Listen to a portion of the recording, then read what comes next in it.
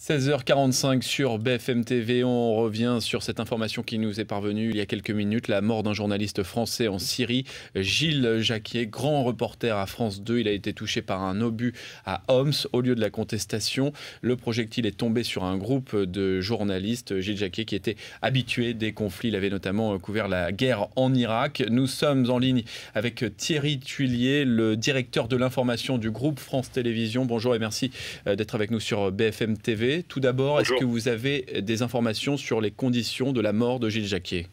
Écoutez, elles ne sont pas encore très claires.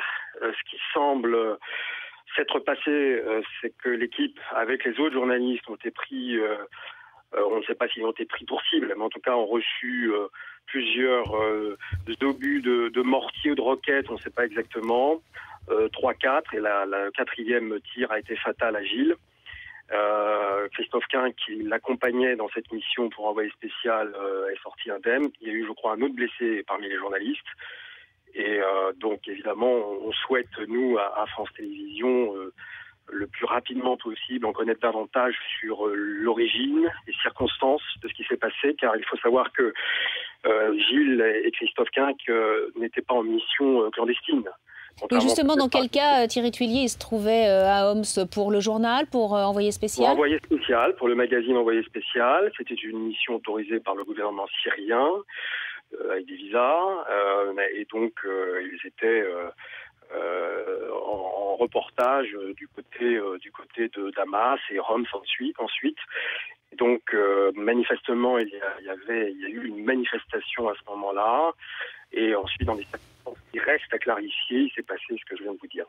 Une manifestation anti-régime, parce qu'on a aussi vu des manifestations pro-Bachar al-Assad. Est-ce que vous savez dans quelle manifestation il se trouvait? Non. À ce stade-là, non. Alors, Gilles Jacquier était un journaliste très expérimenté, habitué des conflits. Il en avait couvert plusieurs. Ah, écoutez, c'était un des meilleurs journalistes de notre rédaction de France 2. JRI, grand reporter. Il a eu le prix Albert Londres. Il a couvert d'ailleurs avec moi le Kosovo, l'Algérie, puis ensuite l'Irak et bien d'autres conflits. Il est allé en Somalie, enfin à peu près dans tous les territoires dangereux de cette planète.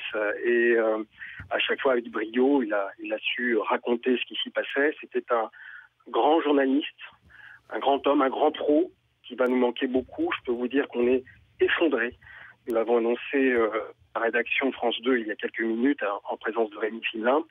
Et nous sommes effondrés, évidemment. On partage la douleur de la famille que nous avons eue. Et maintenant, nous avons comme objectif de ramener et l'équipe et Gilles le plus vite possible à Paris pour le rendre, Gilles, à sa famille. Est-ce que vous avez peur que les journalistes soient pris pour cible en Syrie? Et est-ce que vous allez arrêter d'envoyer des journalistes sur place? Écoutez, le risque zéro n'existe pas, je le répète souvent. Nous en avons souvent eu l'occasion de craindre pour la vie de nos journalistes, qu'ils soient otages ou, comme aujourd'hui, malheureusement tués.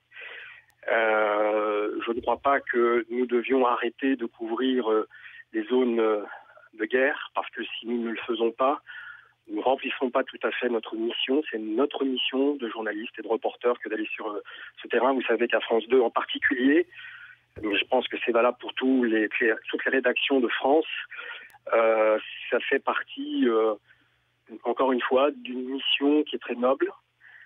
On n'est pas préparé à mourir pour ce type de reportage. Donc évidemment, on va essayer de tirer les leçons de ce qui s'est passé en connaissant d'abord les origines, les circonstances.